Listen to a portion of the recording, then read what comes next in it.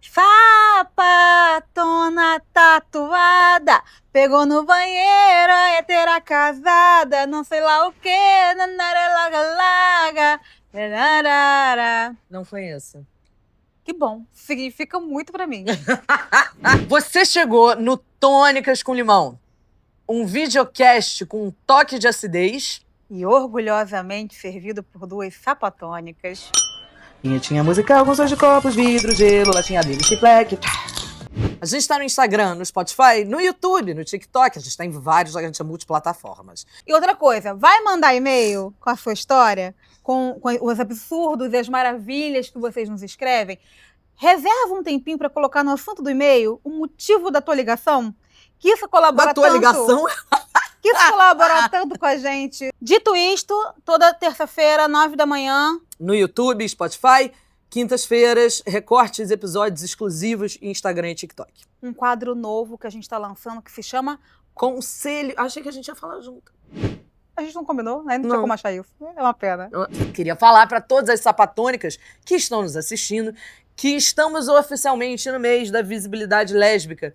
Então a gente vai sempre pontuar isso aqui ao longo desse mês, que é um mês muito importante. A gente tem duas datas muito importantes, que é o dia do orgulho lésbico, que é o dia 19 de agosto, né? Que é marcado pelo episódio do Ferros Bar.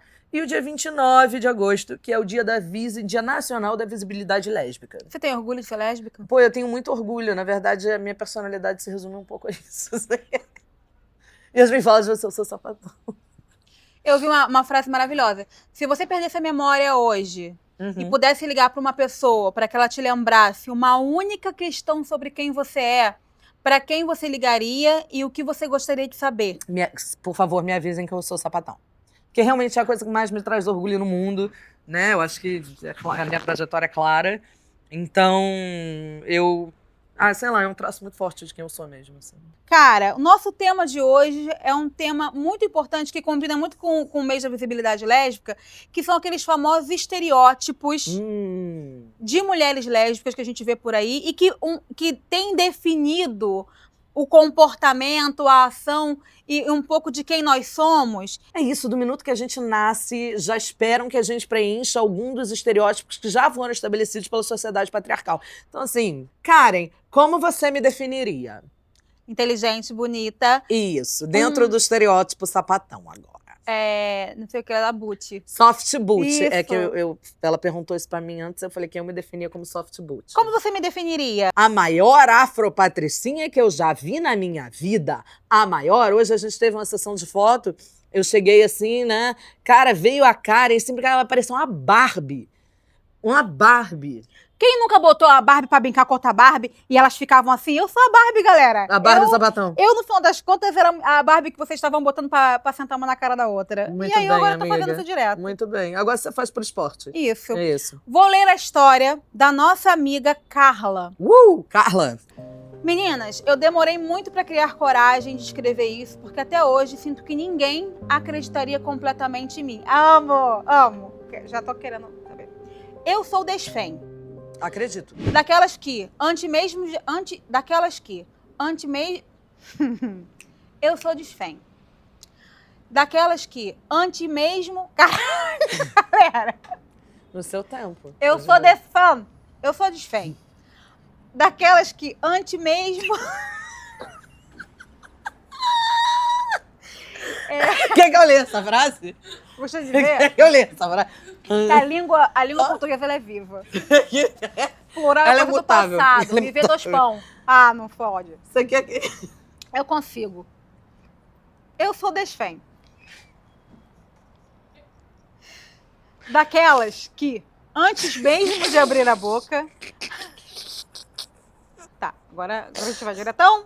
Não, né? Vou conseguir. Vai. Daquelas que, antes mesmo de abrir a boca, as pessoas já decidem quem eu sou. A bruta da relação. A minha ex era o oposto, muito feminina. Tinha 1,5 m, falava super fofinha e super educada. Ela era doce com todo mundo, menos comigo. Eita! No começo, eu até gostava de fazer as coisas por ela. Carregava as compras, buscava no trabalho quando precisava, pagava um lanche ou outro, mas eu fazia porque eu gostava dela. Só que sem perceber, isso virou uma obrigação. Se a conta chegava, ela simplesmente olhava pra mim. Se tinha alguma coisa pesada pra carregar, ela nem me perguntava. Ela já assumia que era a minha função na relação poupá-la. Quando eu dizia que estava cansada, ela respondia que eu era mais forte do que ela. Quando eu pedia carinho, ela me chamava de carente. Quando eu chorava, ela ficava desconfortável. Parecia que eu tinha quebrado um personagem que ela mesma criou pra mim. Poxa, eu também queria ser cuidada, ganhar flores, receber um café na cama, sem precisar pedir. Ouvir um descansa, amor, hoje eu resolvo. Mas, na cabeça dela, eu era sempre quem cuidava dela. E digo mais, adoro digo mais. Quando terminamos, ela saiu contando pra todo mundo que viveu um relacionamento tóxico porque eu tinha traído ela com outras mulheres. Isso nunca aconteceu nem de perto. Eu fiquei em silêncio durante todo o término.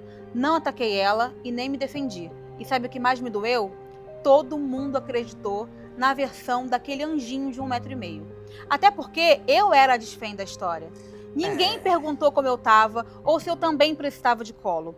Parece que quando você é desfém, as pessoas têm dificuldade de imaginar que você pode ser a vítima. Tô fazendo terapia e em breve fico boa da cabeça de novo. Beijos carinhosos da caminhoneira mais sensível e pisciana desse brejo. Ai, Carla! O sentimento da Carla, ele é mais comum do que parece? Caramba, eu acho que é. É difícil pra mim, e acho que deve ser difícil pra você também se colocar nesse lugar, porque apesar de eu ser uma mulher mais desfeminilizada do que você, eu não sou lida como bruta, e eu sou muito sensível e tal, eu tenho essa coisa. Então, sei lá, assim, eu namorei muitas pessoas que fizeram coisas por mim, assim, mas eu já namorei uma pessoa específica agora que me veio a cabeça agora aqui, de bate-pronto, uma pessoa que achava que eu tinha que fazer as coisas pra ela, porque eu era mais desfém do que ela. Cara, era desconfortável. Carla, primeiro, eu sinto muito mesmo, assim, que isso tenha zoado com a sua saúde mental e acho perfeitamente compreensível que isso tenha zoado com a sua saúde mental. E isso serve, né, pra gente ver e pra gente falar dessa grande tristeza que perpassa, na verdade, ultrapassa o universo sáfico, que é o quanto nós temos que corresponder a estereótipos e o quanto esses estereótipos são nocivos, porque a gente já é tratada de acordo com o que as pessoas assumem que aquele estereótipo, da maneira que aquele estereótipo tem que ser tratado, assim. Então, eu sinto muito. Eu acho que essa história, ela vai se posicionar muito num lugar patriarcal, Vai, né? a gente sempre cai nisso e da aqui. mulher. Sempre, né? sempre. Aí a desfém, ela tem uma imagem para a sociedade que se aproxima mais do homem hétero cis, né? É quase que a mulher desfém fosse a versão falida do homem hétero cis. Total. É o homem da relação, a mulher da relação. E a gente vai sempre cair nessa binariedade do que é esperado de uma mulher e do que é esperado de um homem. E até quando a gente fala de pessoas cis héteros, né? O que é esperado de uma mulher cis hétero? Tem nada a ver. Uma mulher cis hétero não pode ganhar mais que o marido. Uma mulher, ponto, não pode ganhar mais que o marido. Uma mulher, ponto, tem que cuidar da casa, cuidar dos filhos, largar um emprego. O homem tem que trazer o dinheiro para casa, tem que sair, tem que gostar de futebol, tem que coçar o saco. E nada disso se aplica. E o pior, aí você pega, traduz isso, essa binariedade, essa coisa tão tóxica, tão mente pequena e tão feiosa do universo cis hétero, e você traz ainda para um universo sáfico quando você está falando de duas mulheres, onde uma delas ainda experimenta a maneira que a expressão da identidade de gênero dela de outra maneira, né? E aí você cobra dela que ela assuma padrões, que a identidade, que a expressão de gênero dela se aproxima mais do homem. Gente, é isso, né? É sobre expressão de gênero, eu acho, que a gente está falando aqui. E também você vê uma mulher se beneficiar de um comportamento tão cruel contra outra mulher. Não, horrível. Mas será que ela enxerga a mulher dela como outra mulher? Talvez não. Talvez não. Talvez ela enxergue essa mulher como o papel retrógrado, binário e tóxico do homem provedor. E ela no papel da mulher indefesa. Se a gente for parar para pensar, a ideia de um casal, ela é construída por um homem e por uma mulher há séculos. Desde sempre. Exato. E aí, quando você vai para uma relação com uma outra mulher, você não consegue simplesmente entender as subjetividades que agora te rodeiam. Não. O meu referencial é ou o meu pai e minha mãe, ou o meu avô e minha avó, ou os meus tios, ou os meus primos, ou meus vizinhos, ou a minha... Ou seja, você foi bombardeada de referenciais de casais e de relacionamentos, e quando você vai viver o seu, por mais que a ex-namorada da Carla, ela deve ter rompido muitas barreiras por ser uma mulher lésbica também. Todas nós, em algum lugar, em muitos lugares, na verdade, rompemos muitas barreiras por sermos mulheres lésbicas. Enfrentamos muitos preconceitos. E eu acho que a namorada da Carla também enfrentou. E ela foi lá, assumiu a relação com uma mulher, deu a mão, foi morar junto, foi construir uma vida. E ainda assim, não conseguiu se desapegar do referencial que ela teve a vida toda construída. Quando a gente nasce, a gente já cai numa sociedade completamente doente e completamente programada para enfiar a gente em caixas, em todos os aspectos, né? Eu me enrolei quando eu estava tentando aqui fazer o meu raciocínio, mas é isso passa muito pela expressão de gênero, que nada mais é do que a maneira que a sociedade espera que você expresse o seu gênero. Então você, Carla, né, se identifica como uma mulher. Né? A sociedade espera, e a sua ex também espera, que você provavelmente expresse o seu gênero de uma maneira, entre aspas, feminina. E aí, se você se expressa de uma maneira feminina, aí sim, você é merecedora de carinho, de ganhar flores, de que abram a porta para você, de que te deixem entrar no carro primeiro, fechem a porta e tal. Se você expressa o seu gênero de uma outra maneira, que já sai da binaridade aqui, sai do feminino e vai pro masculino, aí você... Receber carinho? Não, homem não gosta de carinho, homem é macho, né? Você abrir a porta do carro para você, é você que tem que fazer. Carregar as compras pesadas do mercado, é você, né? Afinal, a sua expressão de gênero se aproxima do masculino, então você automaticamente deve se enquadrar em algum lugar no espectro masculino. Isso é muito horrível. E isso existe desde que o mundo é mundo. E a gente nasce, a gente evolui enquanto comunidade LGBT em muitos aspectos. Esse aspecto a gente ainda pena, né? A gente ainda tem muita dificuldade e tenta encaixar as pessoas no... Mas é homem ou é mulher? Caraca, é só por aí?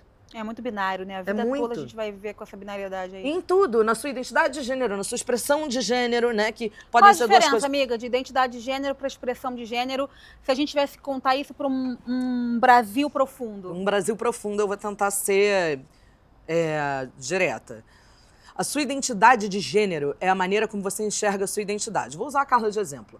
Identidade de gênero da Carla. Mulher cis, até onde eu sei, até onde eu entendi, né? Ela não disse se era trans ou não, mas mulher cis. Essa é a identidade de gênero dela, é uma mulher cis, né? E a expressão de gênero é uma expressão de gênero que não é uma expressão feminina, é uma expressão de gênero desfeminilizada. Então se aproximaria de uma expressão de gênero do universo mais masculino. A sua expressão de gênero, que é a maneira como você se expressa para o mundo, né? Suas roupas, seu corte de cabelo, como você fala, como você veste, como você se mexe, o que você gosta de usar, né? Eu gosto de joia, gosto de maquiagem, cabelo grande, cabelo curto, cabelo... né? Karen e eu temos expressões de gênero diferentes e temos a mesma identidade de gênero. É isso. Maravilha. Foi simples o suficiente. Foi. Agora, posso levantar uma outra bola aqui em relação a Carla? Pode. Carla, já parou para pensar que, às vezes, sua ex-namorada é só uma encostada do caramba? Uma aproveitadora. Sabe essas pessoas que querem... são egoístas, vamos egoístas. Uma Ângela. Talvez ela seja alguém que só queira ser cuidada e que não enxerga no outro. E aí talvez, ainda que essa pessoa fosse fêmea como ela já parou pra pensar que talvez possa ser um desvio de caráter ainda maior? Total. Do que uma sociedade? Porque também a gente também não pode começar a esquecer que pessoas, elas têm desvios de caráter e que se confundem muito. E na hora é muito fácil a gente confundir isso com qualquer outra coisa. Cara, pode ser, e aí eu preciso que a Carla diga, né, e nos conte outros pormenores. Existiram outros momentos em que essa sua ex foi encostada, que ela foi aproveitadora, que ela foi egoísta com os sentimentos, que ela quis ser poupada, bem tratada? Não sei. Acho que a gente pode, obviamente, 100% de certeza que o estereótipo lésbico, o estereótipo da desfém, o estereótipo feminino e masculino é a base dessa discussão. Não existe outra. Essa é a base. Mas eu também acho que existe uma galera aí que é só mau caráter, é só sem noção, é só egoísta pra caramba, além de performar preconceitos comuns. Sim, é um desserviço. Ela tá performando e perpetuando esses preconceitos. E assim, na verdade, tem uma coisa sobre a sua ex-namorada, Carla, que aí eu peço até pra você contar pra gente. Ela é uma mulher mais conservadora? Porque quando você fala pra mim que chega a conta, ela nem ameaça dividir, pagar, nem ameaça pegar a carteira, ela simplesmente assume que é uma obrigação sua. Isso nem é só no universo sáfico, né? Sim. Quantas mulheres héteros, né, que chega a conta, tá ali falando, não, deixa que eu pago essa, ou se é um primeiro date, deixa eu dividir, ou deixa que eu pago. Você acha que... Sei lá, acho que mulheres mais conservadoras que têm essa postura de... Quem é que paga a conta? É o homem que paga. Hã? É o homem que paga? Não, eu tô falando da mulher conservadora. Mas quem é que paga a conta? Porque depende do quê? Num relacionamento, num date? Num date. Num date, quem é que paga a conta, Yasmin? Depende. Divide, pô. Divide. Né? Estamos ali no primeiro date, estamos nos conhecendo, divide a conta. Ou sei lá, se você já aconteceu comigo, por exemplo, num date, a gente vai a 2 barzinhos. Um eu paguei, o outro ela pagou. Mais ou menos a mesma coisa. Karen. Mas se eu quiser que a pessoa pague minha conta... A pessoa pode pagar a sua conta, tudo bem, mas aí, no primeiro... Karen, deixa, não mete essa. Num primeiro date, você não vai pedir pra pagarem tua conta. Não vou pedir nem no último date. Não, mas se a pessoa quer casar... Né, Ué, que fato falho! Você quer casar no primeiro date, mas não era emocionada. Eu não sou Não se apaixona com muita... Bota o corte aqui dela falando que eu não me apaixono com tanta rapidez, eu levo um pouco de tempo. Eu não quero. Tô falando, se a pessoa no primeiro date, se eu tô no primeiro date com você e eu sinto de oferecer, eu posso falar, não, deixa que eu pago essa, o próximo você paga. Porque eu também não acho que... Sei lá, eu não quero que a pessoa se sinta desconfortável. Você não acha que isso é uma coisa de mulher? De sapatão? Não. Quando a gente vai pra um date com sapatão, a gente pensa logo na questão de vamos dividir a conta. Não. Porque, afinal de contas, não tem um homem aqui pra pagar a conta. Mas quando a gente transpassa isso para relacionamentos héteros, existe a premissa de que o homem tem que pagar a conta. A gente, inclusive, acha uma red flag homem que pede para dividir ou homem que fala que não vai pagar e é a mulher que tem que pagar. Então, você não acha que esse conceito aí mais progressista que você está trazendo, de vamos dividir ou cada uma paga uma, ela existe porque a gente é progressista? Pode ser. Obrigatoriamente? Pode ser, mas, por exemplo, eu tenho amigas héteros que sempre, porque me contam, não vou falar quem é, mas que se oferecem. Falam assim, não, a gente saiu, obviamente eu ofereci para pagar, mas ele quis pagar. Eu acho que tem essa coisa... O hétero, ele se enquadra bem no conto de fadas, no casal de filme, na família tradicional. E dentro, normalmente ele se enquadra ali. Até os héteros progressistas. E aí, realmente, normalmente espera-se que o homem pague a conta. Mas eu tenho amigas que dividem. E que se o cara aceita, por acaso, elas foram num lugar muito caro, e o cara aceita, beleza. Ou, eu acho que também tem a questão do quem escolheu o lugar. Entendi. Entendeu? Se eu escolher um lugar caro... Pô, se eu virei, te chamei pra um date e falei, vamos ali no restaurante da Estrela Michelin, se eu te chamei, é de bom tom que eu pague, entendeu? Eu não posso assumir que você vai ter aquela grana pra pagar aquilo. Eu tô te conhecendo, pô. Casal já acho que é diferente, aí cada um tem seu combinado, não sei como é que vocês dividem grana, não sei como é que é o rolê. Casal já acho que vai pra um outro lugar. E quem pega a compra mais pesada, então, quando são 2 mulheres? Quem pega a compra mais pesada, Pamela? A Pamela. Você oferece? Desculpa. Ela geralmente oferece. Ela não deixa eu pegar. Eu tento, falo, me dá, vamos dividir. Ela não deixa eu pegar. A minha namorada não deixa eu pegar a compra mais pesada. E como você se sente em relação a isso? Bem. No início isso era uma questão. Eu me senti num lugar do... Você tá querendo ensinar que eu sou frágil? Tá querendo dizer que eu não dou conta? E porque eu sou uma mulher muito independente, sempre fiz tudo sozinha, isso me causou um estranhamento no primeiro momento. Num segundo momento, já tem um ano... Eu já falo, ué, mas cadê meu papel higiênico? Eu quero levar alface. Você tá deixando eu carregar a Coca-Cola. Entendeu? Mas no início eu achava meio estranho eu não poder. Até hoje eu ainda insisto, não, deixa que eu levo, e ela nunca deixa. E aí você acha que, por exemplo, esse comportamento, ela nunca deixa eu pegar a compra pesada, por mais que eu peça. Isso é também um comportamento que reflete um arquétipo Acho. ou não?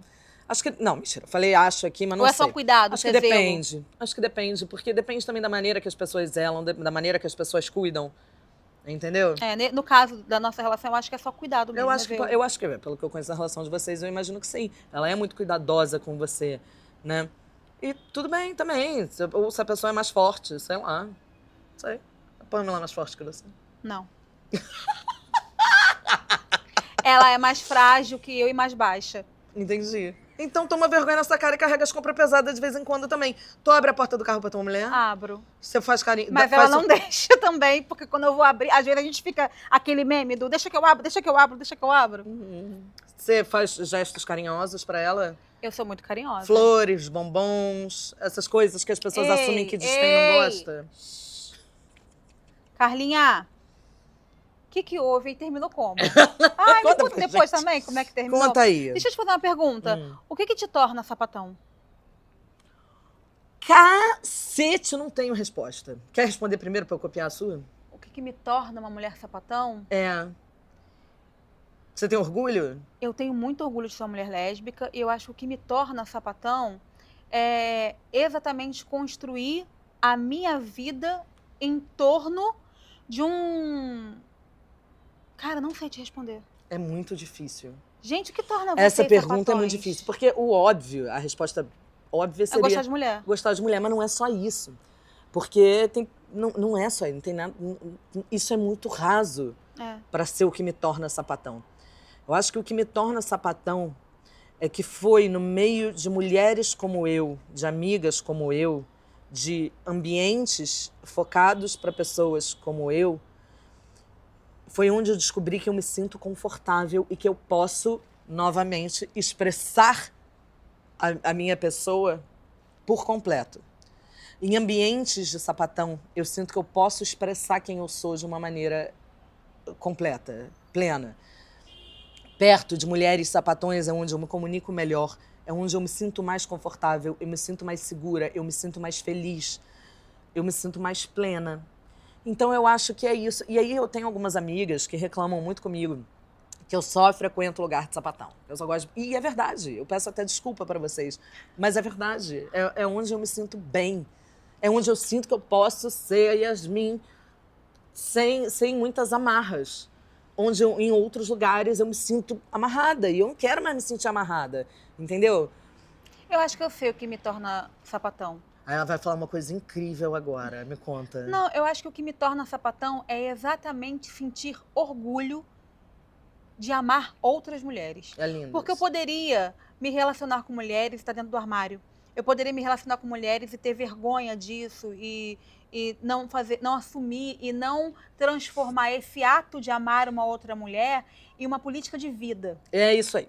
E o fato de eu sentir muito orgulho e de querer gritar pro mundo, de querer andar de mão dada, de querer fazer post de que eu amo e de sentir vontade genuína de cuidar e zelar por uma outra mulher romanticamente, sexualmente, acho que de fato me torna sapatão. Sim. Eu sei que parece raso o que me torna sapatão gostar de mulher, mas é o amar em praça pública. Isso é. É a não vergonha, né? Exato. A não vergonha, é o estar em público. E por isso que sempre me toca muito essa coisa de caminhada LGBT, parada LGBT. Inclusive, eu vi você na Caminhada Lésbica de São Paulo, achei incrível a sua fala. Obrigada, amiga. Foi um evento muito emocionante, muito... Eu odeio essa palavra, porque todo mundo usa, mas muito potente.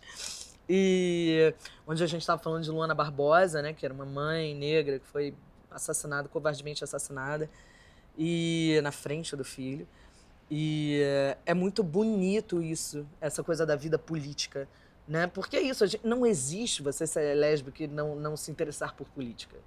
Você pode não saber o nome de candidato, essas coisas, mas assim, você precisa entender que, como a Karen falou, o praça pública, o seu amor, ela pegar e andar de mão dada com a namorada dela em praça pública, meu irmão, é político. É político. E se você não entender isso, se você não conseguir entender isso, a gente tá ferrado enquanto comunidade, cara. A gente é mulher. o que já coloca a gente em desvantagem para o mundo, né? A gente já começa ali sendo mulher. A gente é mulher lésbica. E algumas de nós são mulheres lésbicas pretas. E algumas de nós são mulheres lésbicas pretas e desfém. Caraca, se a gente não olhar para esses recortes, para esses atravessamentos, para essas interseccionalidades, se a gente não olhar para a gente enquanto uma comunidade que, pô, a gente já tem que fazer o dobro, o triplo, o quádruplo, ferrou, galera. Ferrou. Daqui a pouco a Karen não vai mais poder andar com a namorada dela de mão dada na rua. Dar o beijinho na Pamela ali no samba. Ah, lá vou eu queimar sutiã, lá vou eu ter que, entendeu? Fazer todo um manifesto. Ah, não tem paciência, eu tô nem com tempo. Não, então é isso. Isso é lindo. É bem isso mesmo, parabéns. E o que você acha que a Carla pode fazer para se proteger, se preservar quando ela esbarrar nesse tipo de situação? Porque você não acha que... A Carla fala que no início ela gostava de fazer porque amava. E até que ponto também a gente faz essas coisas por zelo, cuidado, ou porque em algum momento a Carla também acreditou que esse era o papel dela, e aí conforme aquilo foi evoluindo, ela falou, não, peraí, mas agora eu não quero pagar a conta, agora eu quero ser cuidada, agora eu não tenho. Será que, por exemplo, será que a Carla tem plena consciência de que essa não é a função, a obrigação dela? Ou ela só percebeu que não é obrigação quando aquilo se tornou muito grande e passou a doer? Provavelmente, acho que você está certo. Eu acho. O quanto que os arquétipos e os estereótipos lésbicos te afetam hoje? Aonde que eles te afetam? Onde que você se olha e... Quantas CEOs de empresa, diretoras de empresa, boot, desfém, meiuca, soft boot, você conhece? Pouquíssimas. Bom, que bom que você conhece pouquíssimas, eu não conheço nenhuma. E eu trabalhava numa empresa muito grande, eu adorava o lugar onde eu trabalhava. E às vezes, né, como acho que todas as pessoas, eu quero ascender na minha carreira, né? Seja aqui no podcast, seja, né, na minha carreira fora de câmera. E aí eu falava, cara, vai ter uma hora que eu vou chegar num teto não pela minha competência. Não é a minha competência que vai me limitar, porque eu sou muito competente. É o meu visual. Porque quem ascende são as mulheres magras, padrões, ou até as não necessariamente magras e não necessariamente padrões, mas as mulheres que se encaixam no padrão de vestimenta corporativa. Entendeu? E eu me encaixo de uma maneira diferente. Aí, os responsáveis ainda são majoritariamente homens, ou os que não são homens são essas mulheres que vão te julgar pela sua aparência, pela maneira como você se veste. Eu vou ser obrigada a usar um escarpão? Eu vou ser obrigada a usar um salto fechado? Ou eu vou poder ir com o meu Oxfordzinho e você vai continuar achando que eu sou competente o suficiente para liderar o seu time? Eu vou poder ir com o meu cabelo raspado? Ou eu preciso alisar o meu cabelo e deixar ele cair aqui maior, longo, porque senão você vai achar que eu não posso liderar o seu time. Você, enquanto homem abaixo de mim, ou você, mulher, cis, hétero, patricinha abaixo de mim, vai me julgar pelo meu side cut? Você vai me julgar pelas minhas tatuagens? Você vai me julgar pelo não uso do salto que você gosta? Não sei. Você vai me julgar porque eu vou estar de pochete ou uma eco bag e eu não vou estar com uma Birkin, sei lá. Insira aqui o nome de uma bolsa que elas usam. Não sei. E te limita em quê? Cara, eu não performo ser uma mulher lésbica, né? Segundo a sociedade. Então eu não sou lida como uma mulher lésbica. E isso me ofende profundamente. Entendi. Me ofende eu ter que todo dia sair do armário em algum lugar.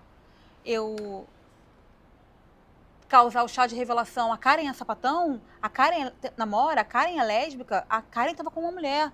Pô, não sabia que a Karen... Esse chá revelação diário me atravessa profundamente, porque eu não me sinto segura em ambientes heteronormativos. Mas os ambientes heteronormativos me protegem de alguma forma. Sim. Mas, ainda que eles me protejam de alguma forma, eu sei que no instante em que eles descobrirem que eu não faço parte daquele lugar, eu corro risco. Então, isso é me colocar numa situação de vulnerabilidade e uma tentativa quase que inconsciente de me manter a maior parte do tempo dentro do armário para me proteger, que eu não me sinto confortável, eu não quero. Então, esse lugar, eu vou dar um exemplo. Eu gosto muito de samba.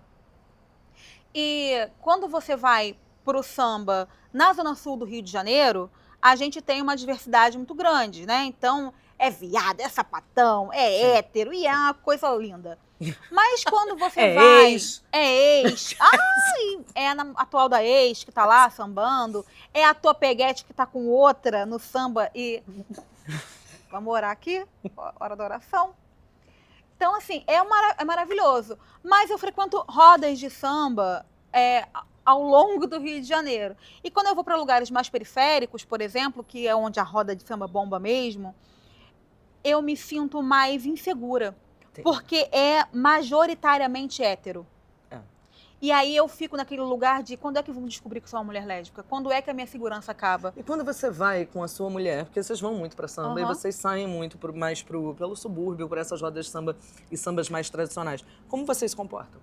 Mão dada, beijo na boca, abraço e vamos lá. Eu não tenho porquê deixar que o desconforto da homofobia seja só meu. Esse desconforto vai ser de todo mundo. Eu vou me sentir insegura, eu vou ficar desconfortável porque tem um bando de machos me olhando, mas vocês também ficarão desconfortáveis porque terão duas mulheres belíssimas se beijando e sambando e uma dançando com a mão dada, uma no braço da outra. Esse desconforto vai ser para todo mundo.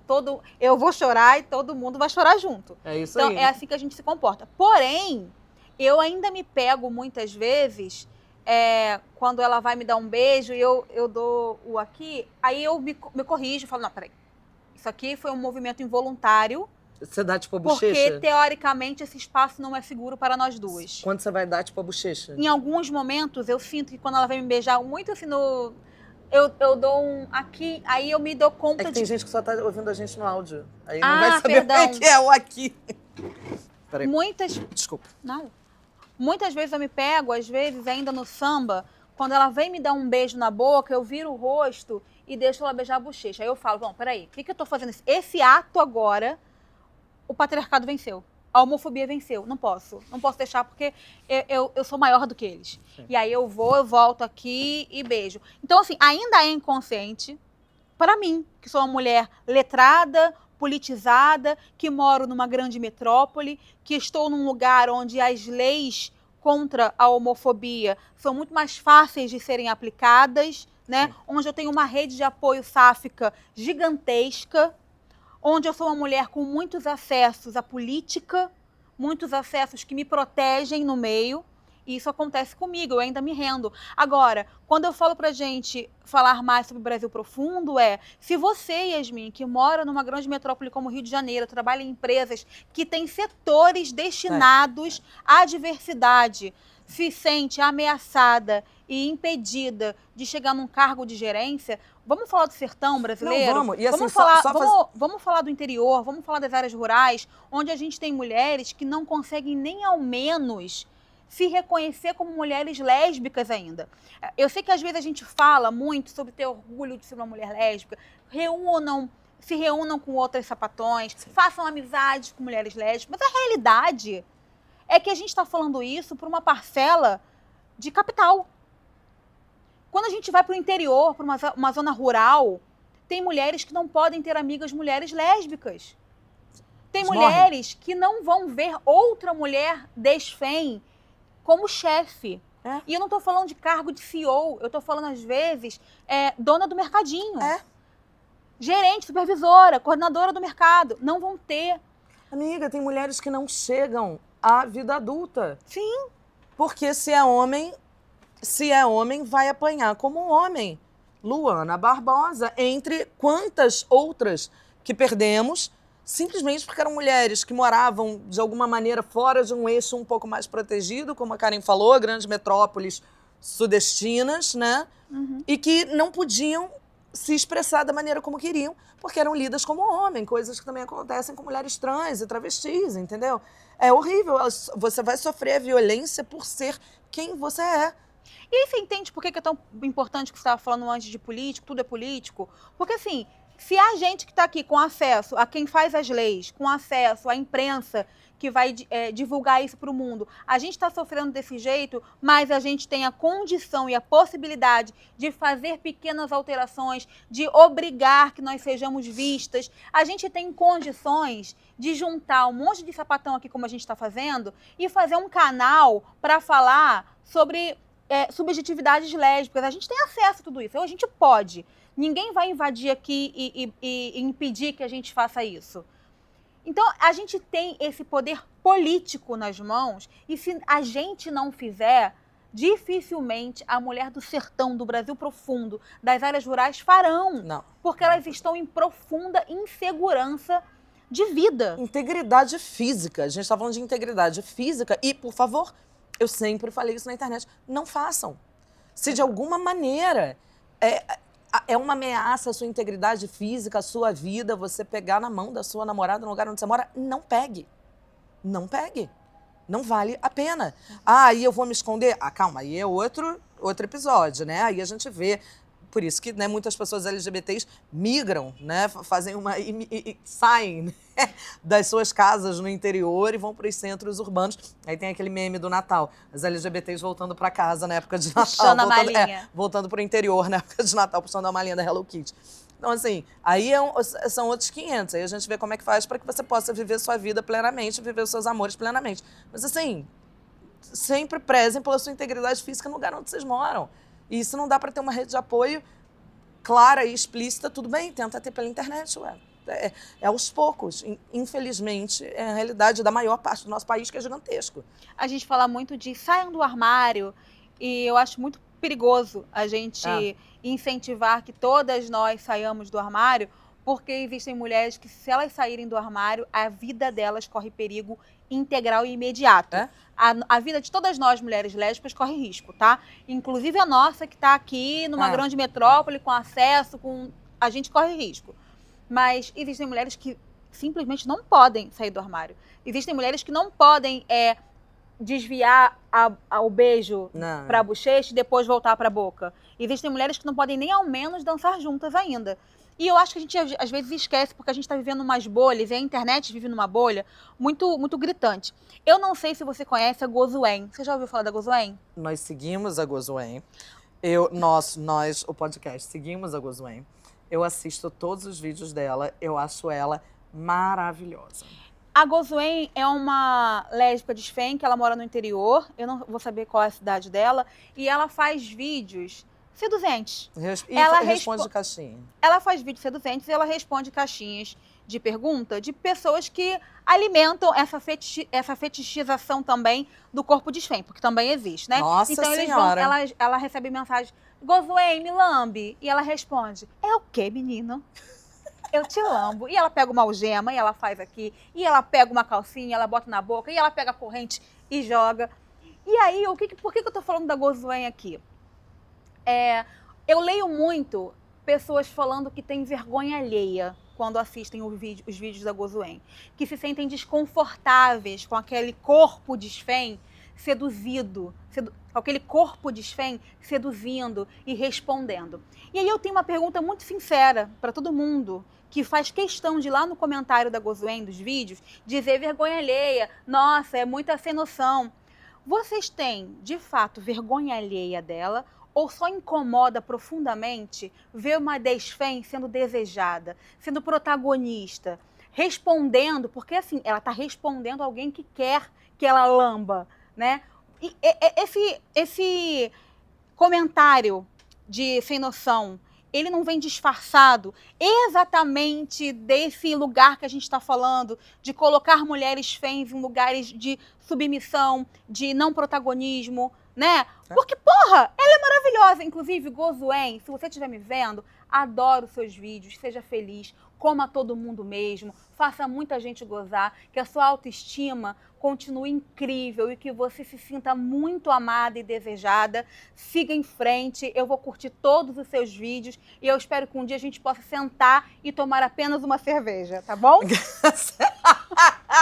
Sem seduzência de gozoém nesse encontro. Mas também, se quiser fazer seduzência com as nossas sapatônicas, fica à vontade. Te levo umas amigas. Tem umas amigas que curtem os vídeos que eu te levo. Tenho. Porque que bom que a gente fala disso no mês da visibilidade lésbica, porque, amores, mulheres lésbicas que vão lá falar que é gozoém é vergonha alheia para a comunidade, se não fossem as gozoens, vocês estavam trancadas em casa lá na Gilead, sem poder sair para beijar ninguém.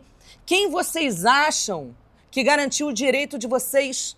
Nada contra as patricinhas? Não. Era mulher que saía de casa sabendo que ia apanhar, sabendo que ia ser reprimida pela polícia, que ia tomar cacetetada da polícia. Quem que você acha que estava na vanguarda, no fronte da luta pelos direitos que vocês, dos quais vocês gozam? Gozoens, caminhoneiras, mulheres desfãs, drag kings, mulheres butches, mulheres que se vestiam como homens. Essas são as mulheres que garantiram todos os direitos das mulheres lésbicas e, inclusive, muitos da comunidade LGBTI internacional como um todo. Só para que a gente se coloque aqui, antes de você ir lá chamar uma sapatão desfém, caminhoneira, de vergonha alheia, se recolha à sua insignificância, ao seu tempo ridículo de vida e de existência, enquanto mulher lésbica, e olha para quem veio antes e respeita quem veio antes, quem apanhou e quem sangrou e quem morreu para tu tá beijando na rua. E aí é engraçado você falar isso, porque, por exemplo, eu sou uma mulher lésbica, consciente, politizada, vovó, que quando passa uma desfém do meu lado, uma jogadora de futebol, uma lutadora, Copa do Mundo 2027. Uma jogadora de vôlei. Isso aqui vai ser um problema, a Copa do Mundo 2027 no Brasil. Eu não consigo nem pensar nessa possibilidade. É uma questão. E aí, o que acontece? Quando eu vejo uma desfém passando, eu sou a pessoa que fetichizo. Eu sei. Né? Eu sei. Bacana. Eu Foi o sei. que eu queria dizer. Eu dou ghosting, eu fetichizo e eu sou um monstro Não, lésbico. você é humana. Você é humana. E o primeiro passo... E somos humanos, né? E, gente, elas são gatinhas também. Não tô também... não é qualquer uma também. Ei! É meu número. É o seu número. Assim como eu devo ter um número, devo ter um... Tem, quer que eu te ligue? Quer que eu te diga? Eu quero, porque eu não sei qual é, mas eu gostaria. Tu tem um número. Qual? Tu tem um número. Qual é? Não posso falar aqui. Ok. As pessoas já me perguntaram isso, sabia? Qual é o seu número? Qual é o meu tipo? Qual é o seu tipo? Qual é o meu Não tipo? foi um vídeo que a gente fez que eu falei, mas a gente não faz o tipo uma da outra. E aí, chuva de perguntas. Elas não se parecem. Você tem um tipo de mulher. As a minhas maluca. Não, eu já namorei pessoas que não eram malucas. Já namorei pessoas muito malucas. Umas né? 2 na infância. Você já recebeu flores? Já. Não é uma memória que eu tenho muito, mas eu acho que já. Eu já recebi chocolate, já recebi muito presente de namorada. Realmente. Flores, assim, aquele buquê de flores. Eu quero dizer que já. Mas pode ter sido uma lembrança que eu inventei. Mas já recebi, assim, flores individuais. E você, já recebeu flores? Olha a diferença, né? Você não tem uma lembrança. Eu recebi muitas flores já. Que cai exatamente no lugar da mulher fêmea, né? Ou seja, eu recebo muitas flores. Eu fiz uma viagem internacional recentemente e eu fiquei muito tempo fora. E quando eu voltei, a minha namorada estava com um buquê gigante de flores no aeroporto. Coisa mais linda, né? Ou seja, essa memória de receber flores, ela é muito comum, de receber cartinha, bilhetinho. É quase que esperam que essa seja, inclusive, a linguagem de amor que eu estou ali desejando, né? Ser mimada, tratada como uma princesinha de contos de fadas, porque eu sou uma mulher fêmea. É isso, Carla. Espero que você se recupere, espero que você, do fundo do meu coração, possa ter consciência na hora de fazer novas escolhas de relacionamento, que vocês dialoguem o suficiente antes dessa relação se tornar um namoro, para que você conheça as parceiras com quem você se relaciona também, para que você saiba, faça perguntas, se aprofunde na hora do date, na hora do papinho, aqueles minutinhos, vou dar uns minutinhos antes de transar, conversa, troca, tragam assuntos importantes para a mesa do bar, para a mesa do date, para o jantar, para que depois vocês não se surpreendam com relações como essa da Carla. Em especial mulheres desfém, em especial mulheres negras. A gente que está ali num lugar muito da vulnerabilidade das nossas parceiras, a gente precisa trazer conversas e debates antes para se proteger também. Total. E observa os primeiros dates, né? Claro que as pessoas nos primeiros dates são os sonhos. Mas, pô, se a pessoa já não faz nada pra você, acho que você tem que fazer tudo, que você tem que Já pula fora. É por isso que eu acho que eu sou, às vezes, mais fofoqueira do que ciumenta. Porque antes de eu me relacionar com alguém, eu sempre faço umas buscas. E que não é por ciúme, por a fofoqueirinha. É por proteção. Como, por exemplo, sempre que eu me relacionava com uma nova pessoa, eu ia procurar se ela tinha muitos relacionamentos com mulheres negras. Se ela teve outros relacionamentos com mulheres acima do peso. Por que isso é importante? Para entender se isso passa pelo fetiche, se o meu corpo, né, passa pelo fetiche ou se passa pelo romance, para entender qual é o grau de problema que eu vou enfrentar. Pô, ela nunca namorou uma mulher negra. Cara, se você nunca namorou uma mulher negra antes, eu, Karen, como uma mulher negra, já entendo que teremos desafios. Por mais progressista, por mais antirracista, por mais, né, pensante que você seja, teremos questões. Você nunca passou pelas minhas subjetividades como mulher negra. E eu acho que fazer essa análise antes de me relacionar profundamente ou iniciar um romance com alguém me protege de alguma forma. E isso é uma coisa que eu aconselho que as pessoas façam. Nunca se... Começou a se interessar por alguém, você mulher desfém, dá uma busca nas ex. Dá uma stalkeada. Dá uma procurada por proteção, entendeu? Porque senão a gente fica num mundo de fantasias e mistérios que a conta, ela é cara quando ela chega. O preço é alto que a gente paga. Dá essa stalkeada saudável. Você dá uma stalkeada antes de começar? Dou. Eu stalkeio. Tem muitos pontos que me deixam insegura e muitas coisas que eu acho que é capaz que são capazes da gente descobrir através das redes sociais e olhando realmente um pouco da vida daquela pessoa. Pelo amor de Deus, não tô mandando você mandar mensagem, e-mail pra ele. É uma stalkeada saudável. Tudo bom?